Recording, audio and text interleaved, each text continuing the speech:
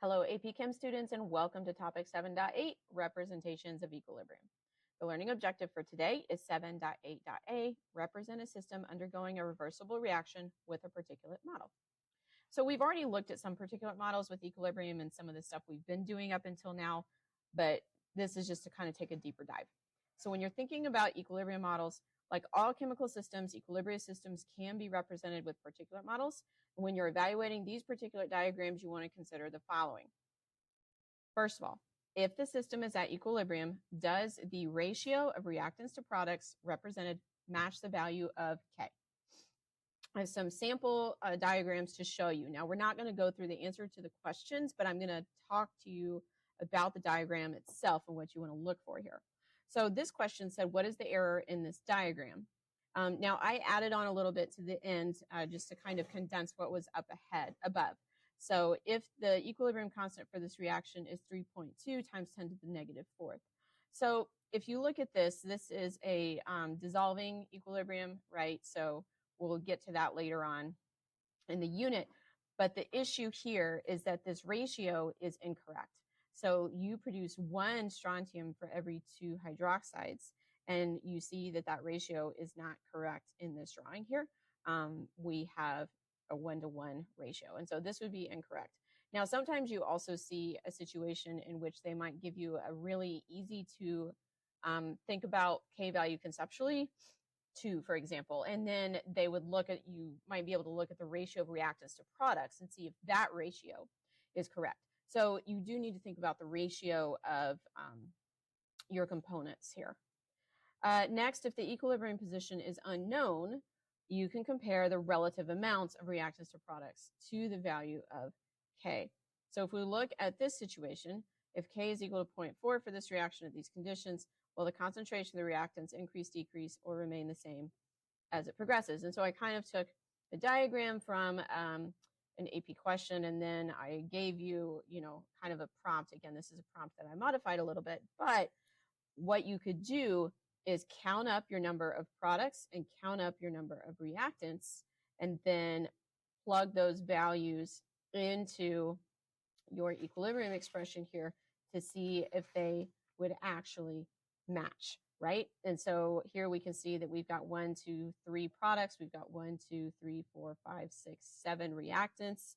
So that would be 3 out of 10 products, and then that would be 7 out of 10 reactants, which of course is going, and then you've got the 2 and you've got the squares. So then you could kind of plug these values into an ice table situation and then see this would be a Q, and then see if that Q is greater than, less than, or equal to K. And then think about if a shift will occur. If the value of K is unknown, you can use the number of particles represented to determine the value. So here's a situation like that. So if this system is at equilibrium with a total pressure of 12, that should say of 12 instead of is, what is the partial pressure of CO and what is KP? Those are actually 2 direct questions from this AP problem. So I go ahead and give you the citation for that. That's from the 2022 exam.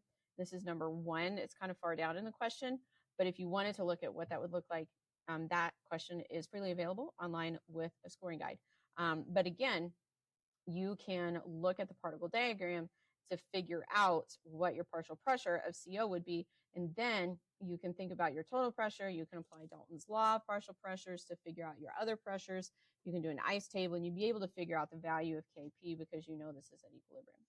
So that's how we can kind of use particle diagrams to figure out information about equilibrium. Now, sometimes we see other models in equilibrium.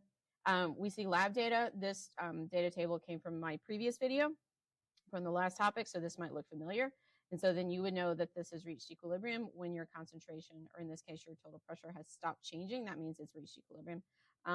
Sometimes you also see pictures like this one, especially if they give you a system and you know what color one species is versus another species, then they might, the exam itself is in black and white, but they can give you information about the setup. And so you might determine, for example, if the reactants has a solid and the products has everything is soluble, then that would be something they could model in black and white. But you see both of these situations. Sometimes you see particle diagrams like we've already talked about. This is a related situation here. And then you can also see it graphical, right? So here's, this would be concentration versus time. Again, equilibrium has been reached when they level off. We can also see rate versus time, and then equilibrium has been achieved when the rates are the same. So we've looked at graphs before, and now we've looked at particle diagrams, we've looked at data tables, but just to remind you that there are several different ways that you can model equilibrium. So here's just a practice for you.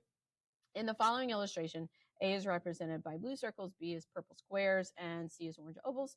The equation for the reaction is A plus B is in equilibrium with C. The sets of panels represent the compositions of 3 reaction mixtures over a progression of time.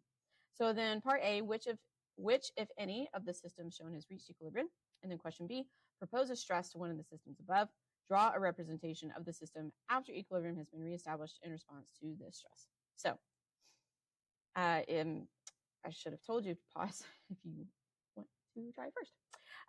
So in part A here, first of all, there's essentially the reaction system 2 has reached equilibrium because there's no change in your concentration from time 2 to time 3. The composition remains the same.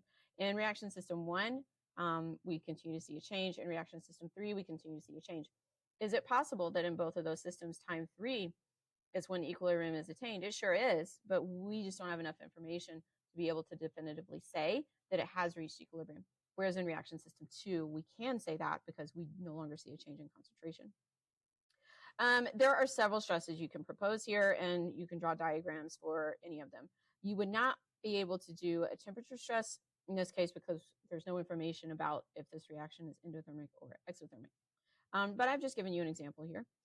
So let's say that you remove some of the B, which is purple squares.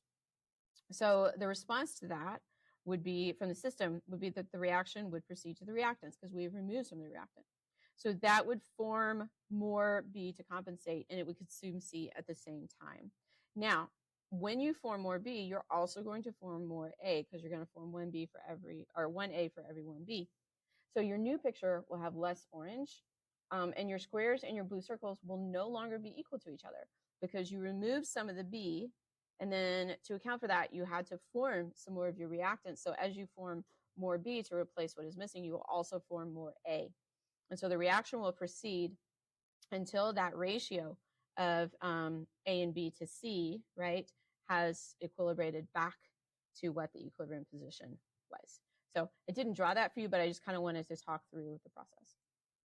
And so that's it for this one. So what should you be able to do? Draw or complete a particle diagram to represent the relative numbers at equilibrium, or evaluate a diagram to calculate the value of K for a represented system. That is it for this topic. I'll see you again soon when we'll start talking about Le Chatelier's principles.